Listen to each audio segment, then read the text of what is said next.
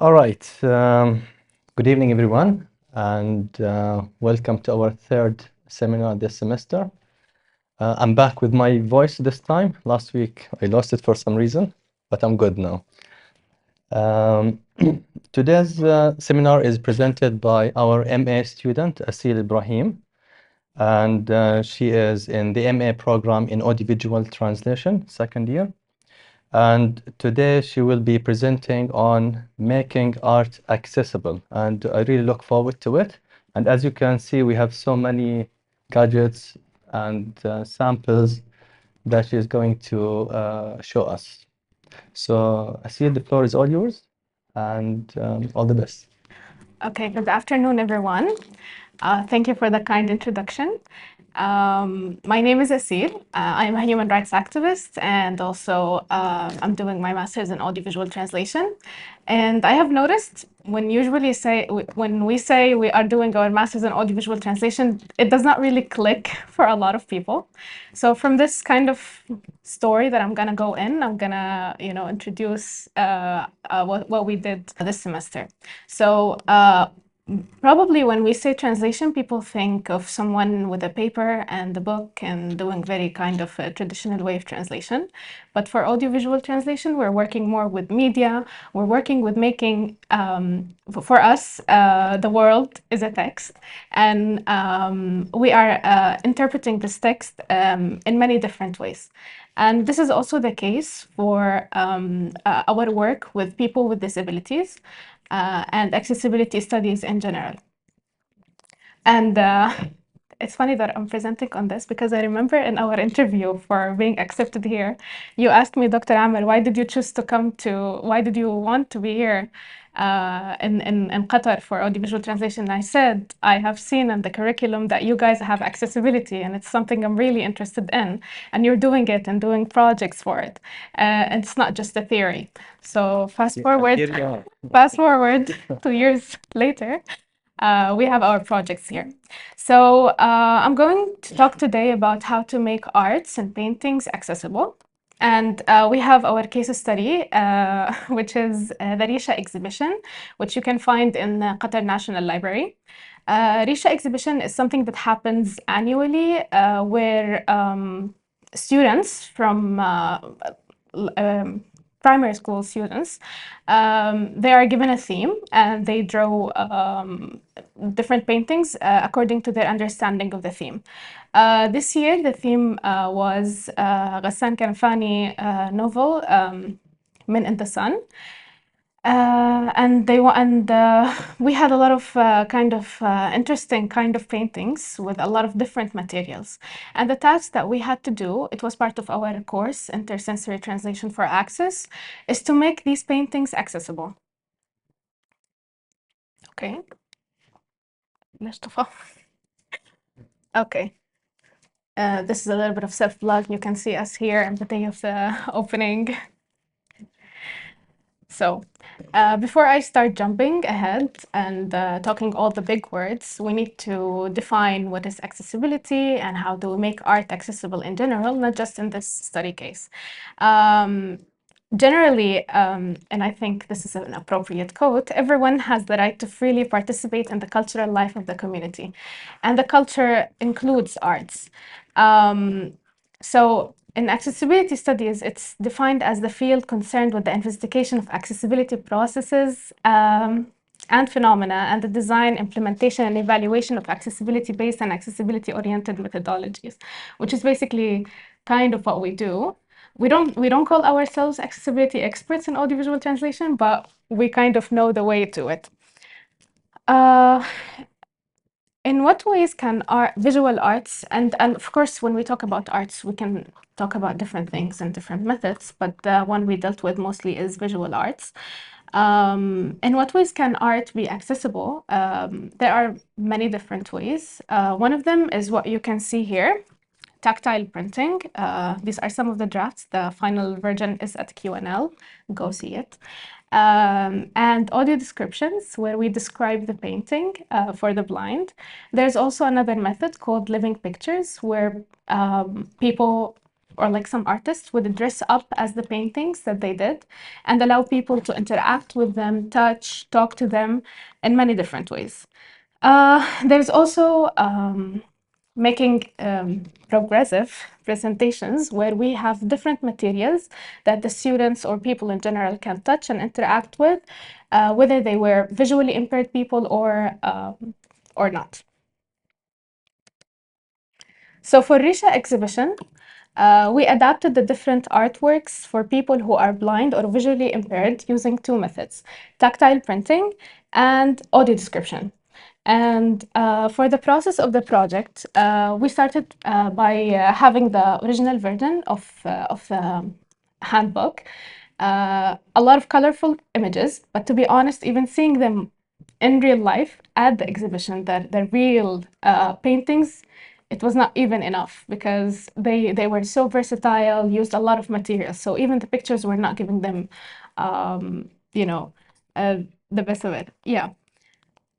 So the process of our project started with us doing the audio description, editing it, and then getting the first draft of the paintings. I would like if we can pass so people can touch our first drafts. No, can we pass this side? So, oh, see. Oh. Okay. So after having our first drafts from both the paintings and the audio descriptions, we went to do a first testing with the blind and visually impaired individuals in the Blind Center here in Qatar, which is also another emphasis that we are making it, but we can't force what we think is right, what we think is accessible on them. So you have to go and do testing. You have to go to the people and ask them, is this accessible? Do you understand? Do you get the picture of what we are talking about? After our first meeting, words are not coming. After our first meeting with them, we went back. We worked more on the audio description, and we also worked on making some parts of the paintings more, let's say, texturally varied in a way. So we had some of them were dots, some of them were lines. We made some of them a little bit more defined in order for them to get the picture. And also something very interesting that we got to learn in our first meeting with them is that for visually impaired people, saying words like in front of, behind, these kind of words don't mean anything for them, and they can't really visualize it when you say it. So we worked on refining the audio description again in order to avoid this kind of words. You also need to avoid words like we are looking at, we are watching, we are observing, this kind of things, all of these words, because in general they can't visualize such words. Come on. Why are you not working today? Okay. So after that, we went to do our final, let's say, printing, which I'm gonna play some of the videos here. We were greatly helped by Ammar, who's here with us in the room. So this was the first printing before the paintings went through the swill printer. The swill printer makes the dots and stuff, let's say, define more, yeah, as you can see.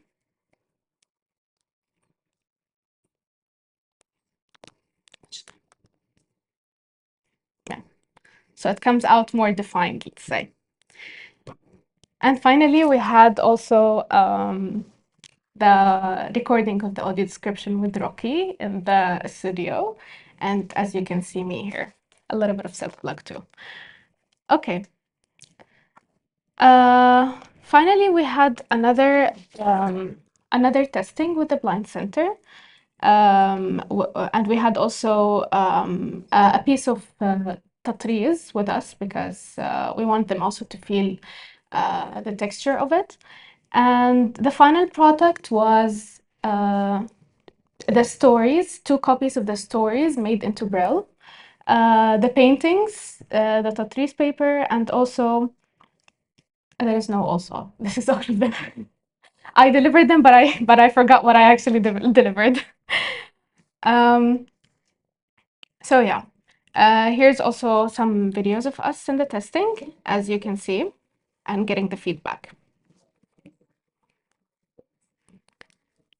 Okay, and as you can see here from the pictures, the paintings themselves have a lot of elements in them, a lot of colors.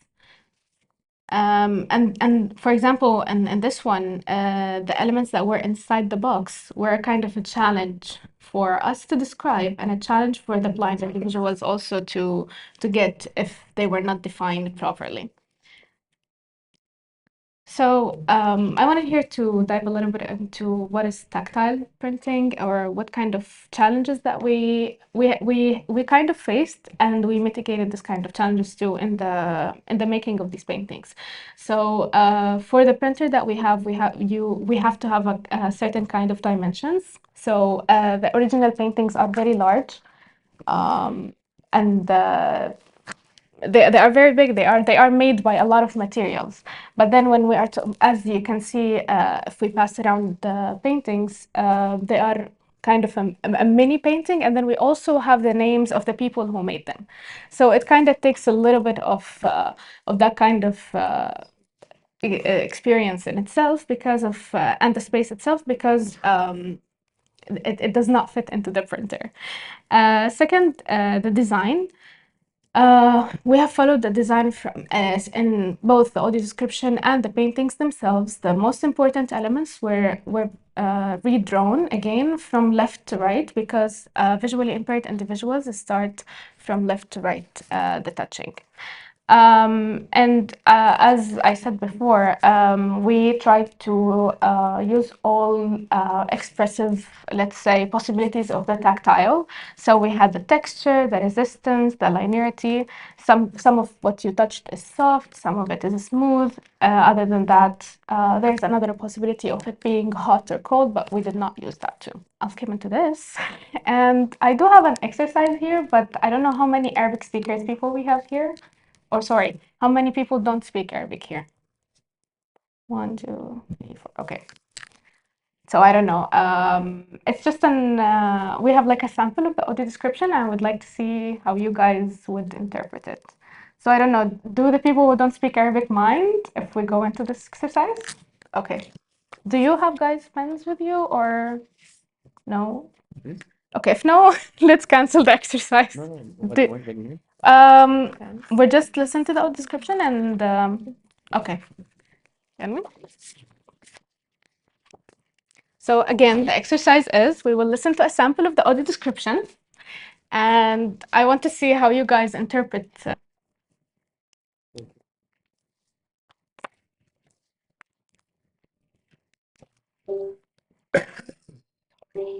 Just okay.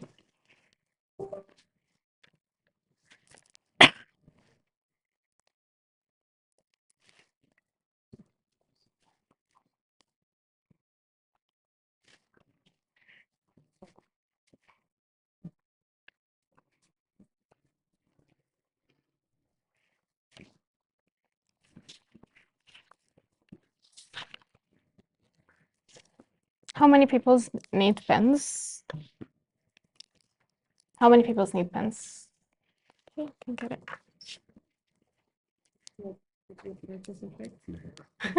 It's fun. Okay, thank you. Okay, when you're guys ready, let me know.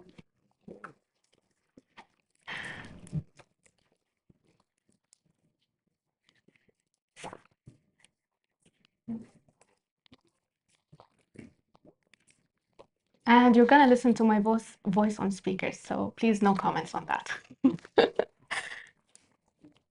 As opposed to what? Again, As opposed to your voice. let's not go into that. Okay, are we ready? Can we go? Yes or no?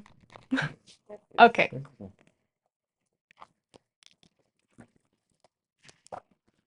Let's have Marwa seated first.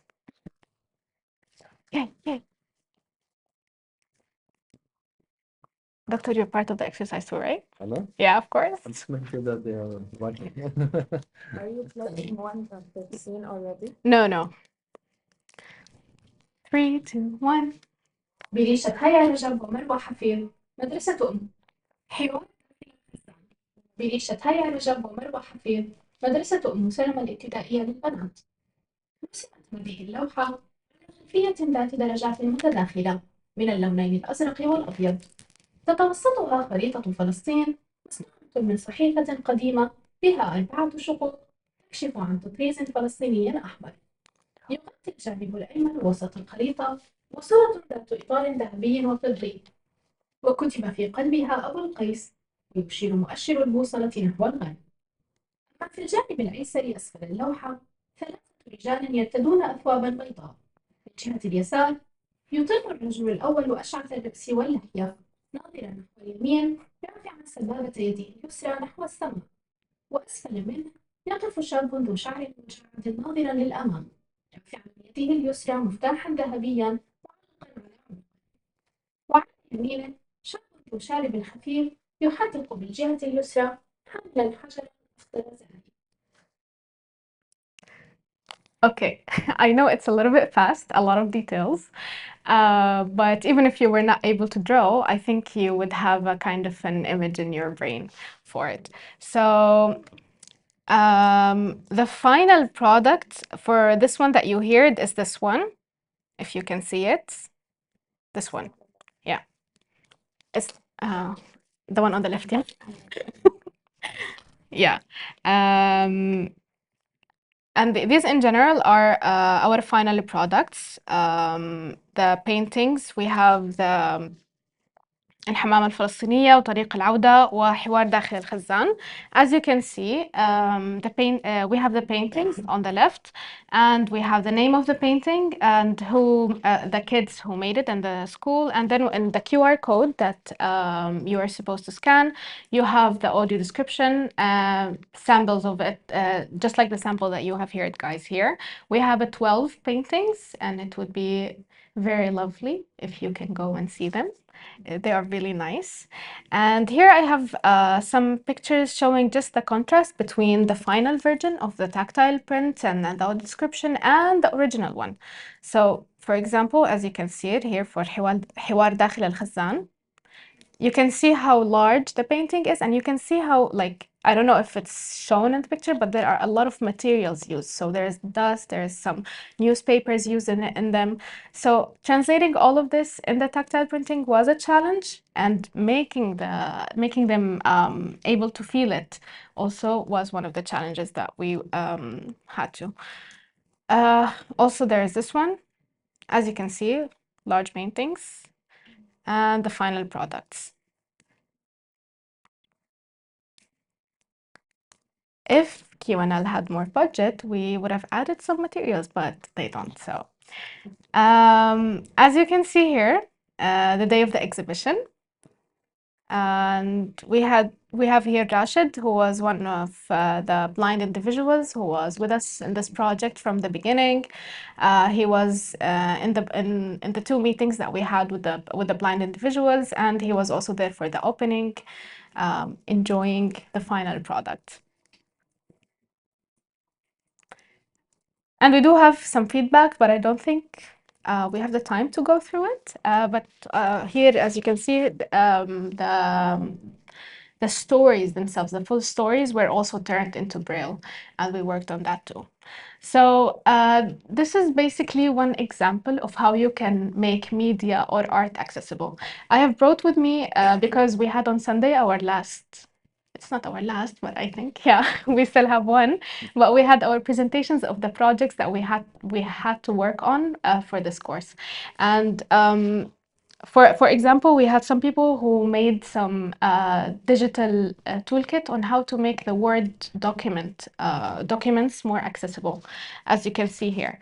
And it was very interesting to see that you can, like the usage of some of the colors, the font type, and size. All of that can.